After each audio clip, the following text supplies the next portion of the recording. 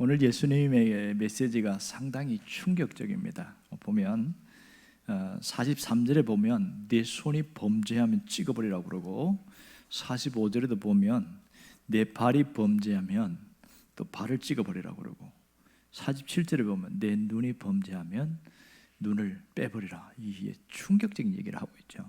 지난주에 이 얘기를 한번 다뤄보았습니다. 이것은 불구자로 살아라 그런 뜻이 아닌 것을 우리가 알 수 있습니다. 죄가 그만큼 엄중함에 대한 경고의 메시지죠.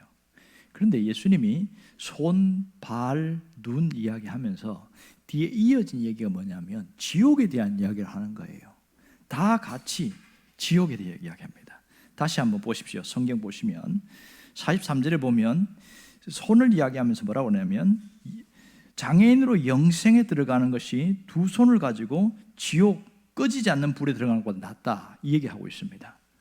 또 45절에도 보면 저는 자로 영생에 들어가는 게 두 발을 가지고 지옥에 던져지는 것보다 낫다, 이렇게 얘기를 하고 있습니다. 또 47절에 보면 두 눈을 가지고 지옥에 던져지는 것보다 한 눈 빼고 하는 게 낫다, 이런 얘기를 하고 있어요. 자, 손을 찢고 발을 찢고 눈을 빼라고 이야기하는데 지옥 얘기를 하고 있단 말이에요. 이게 또 뭔가, 이게 왜 예수님이 이것과 지옥 얘기를 연결시켜서 하는가? 이 점이 상당한 의문점이 될 수 있는 거죠. 자, 그러면 지옥이라는 것이 실제 뭘 갖고 예수님이 지옥을 이야기했을까요? 상상일까요? 실제였을까요? 이게 이제 궁금한 거죠. 지옥이라는 단어가 헬라어로는 게헨나 이렇게 씁니다. 히브리어로는 흰놈입니다. 성경에 보면 흰놈 골짜기라고 들어보셨지요? 흰놈 골짜기. 그러니까 이스라엘 남서부 쪽에 그 계곡이 있는데 거기가 흰놈 골짜기예요. 거기에 원래 뭐 했냐면 나라가 망하기 전에 몰렉 신을 들어와 가지고 그렇게 해서 제사하는 그것이 흰놈 골짜기였는데, 몰렉 신을 섬기는 제사는 뭐냐면 아들을 불태워서 바치는 거예요. 이게 몰렉 신 제사인데 흰놈 골짜기에서 그 짓을 했거든요. 그러니까 그때의 요시야 왕 때에 이게 끝났어요. 종지부를 찍어서 더 이상 자식을 바쳐서 제사 드리는 것을 못하게 됐는데, 그때 당시에 구약에 엄청나게 어린아이 죽어가면서 그 고통스러워하는 어린아이 소리가 계속 들린다는 거예요. 그래서 지옥 그러면 흰놈 골짜기 딱 떠올리는 거예요, 이스라엘 백성들이. 그리고 예수님 당시에는 이미 이방 제사는 없어졌는데 동물들의 시체라든지 그 다음에 범죄자들이 죽었을 때, 불황자들이 죽었을 때에 이 사람들을 어떻게 할 수가 없으니까 화장터가 없잖아요. 그 흰놈 골짜기에다가 거기다 던지고 불을 태우는 거예요. 그러니까 그냥 시체가 썩으면 이게 전염병이 생기니까 불을 태우니까 24시간 흰놈 골짜기는 시체 썩는 냄새와 불구덩이가 계속 활활 타는 것이, 꺼지지 않는 불이 흰놈 골짜기예요. 예수님이 말한 꺼지지 않는 불은 실제 거기에 있는 흰놈 골짜기를 이야기하고 있습니다. 그 당시에도 불이 탔으니까요. 지금은 없어졌죠, 화장터가 생겼으니까. 그러니까 지옥과 연결시킨 것은 당시에 그 지옥이 얼마나 무시무시한 곳인가를 직접 그 흰놈 골짜기를 연결시켜서 이야기하는데, 요한계시록에 가면 불못이라고 나오죠. 불못, 이렇게 나옵니다. 자, 그리고 50절인가요? 보면 이 불로서 소금을 뿌리듯이 그렇게 지옥불은 고통스럽다, 그런 얘기합니다. 생각해 보세요. 이 소금을 친다는 것은 고통에 고통을 더한다는 뜻이거든요. 그러니까 굉장히 힘든 고통 속에 있다, 이 얘기입니다.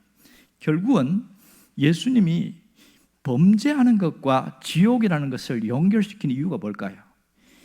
죄 범죄의 심각성을 얘기를 하고 있습니다.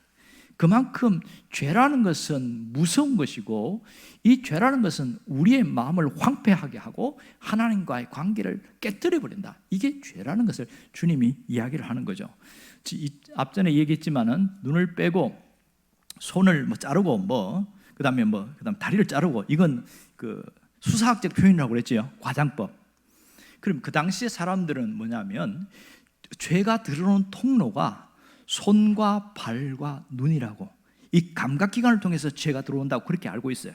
그래서 예수님은 그 당시에 사람들이 알고 있는 그것을 그대로 인용해서 그 통로를 차단하라, 그런 뜻이에요. 이걸 직설법으로 그대로 옮기면 큰일 납니다. 그러면 다 장애인들만 없죠. 다 남아있죠. 그런 일이 생기는데 그만큼 죄는 무섭다는 겁니다. 자, 이 앞에 어린아이 하나 이야기하면서 이 범죄에 대한 이야기를 하고 있잖아요. 그때는 제가 무슨 얘기했냐면 한 영혼의 가치에 대해서 이야기했어요. 지금 그러면 오늘 여기서는 죄를 지을 때 눈 빼고 뭐 다리 자르고 뭐 이렇게 손 자르고 이렇게 한 것과 지옥과 연결시킨 건 뭐냐면 우리에게 그만큼 죄의 심각성을 다시 한번 각인시키는 것을 이야기합니다. 자, 이런 얘기예요. 비방과 미움과 분노는 사람을 실족해 하고 우리의 영혼을 빠뜨리는, 영혼이 완전히 바닥에 빠뜨리는 일이 생긴다, 그런 얘기죠. 더 의역을 해볼게요. 은혜가 떨어지면 우리 내면이 지옥으로 바뀝니다. 동의하십니까? 은혜가 메마르면 갑자기 황폐해지고 지옥처럼 됩니다.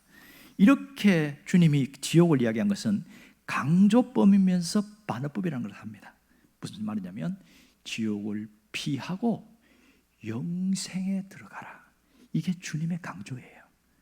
지옥을 피하고 영생에 들어가라. 결국은 반어법이라는 건 뭐냐면 손과 발과 눈을 하나님을 위하여 적극적으로 사용하는 자가 되라, 그런 얘기를 하고 있는 겁니다. 그 바울이 이걸 깨닫고 로마서에 이런 얘기를 합니다. 우리 몸을, 우리 지체를 의의 무기로 하나님께 드려야 됩니다, 그런 얘기를 합니다. 의의 무기, 자, 거룩한 무기로 하나님께 드린다. 무슨 말입니까? 그 거룩한 무기라는 것은 하나님의 이름으로 선행을 행하는 것, 이게 거룩한 무기로 드리는 거고, 내 입이 하나님의 이름으로 격려와 위로를 하고, 손과 발은 선행을 행하고, 눈은 좋은 것을 보고, 이게 하나님의 일인 것이죠. 그러므로 신앙생활이 뭔지를 오늘 극단적인 표현을 통해서 주님이 정확하게 말하고 있습니다. 여러분, 영생이 얼마나 소중한지를 우리는 놓치지 말아야 됩니다. 영생의 삶을 살아가야 되는데 그것이 뭐냐? 은혜가 흘러 넘치는 삶이 영생의 삶입니다. 내 안에서 은혜가 충만할 때에 세상은 지옥 같을지 모르지만 내 마음은 천국을 누릴 수 있게 되어집니다. 그런 은혜가 있기를 바랍니다. 기도하겠습니다.